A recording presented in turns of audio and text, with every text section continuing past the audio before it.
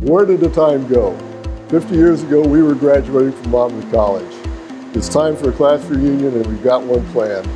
The real key to this is reconnecting with our friends of so many years ago, the people that we grew up with in our youth. The college will put you up in comfortable conditions, in great facilities. The staff is great at really taking care of us. But the real fun of all of this is reconnecting with our friends of years ago. Some of us will make presentations that hopefully will be both educational and enjoyable. Rick Haskell and Carolyn Marvin will give presentations.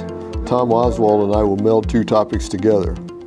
You'll also hear from inspirational people from the Monmouth community, including Brad Sturgeon, Associate Professor of Chemistry and a local microbrewery co-founder, Reverend Dr. Terry Ott, Monmouth chaplain, and Jeff Rankin, College Editor and Historian, with Paul Skidema, City of Monmouth Director of Community Development.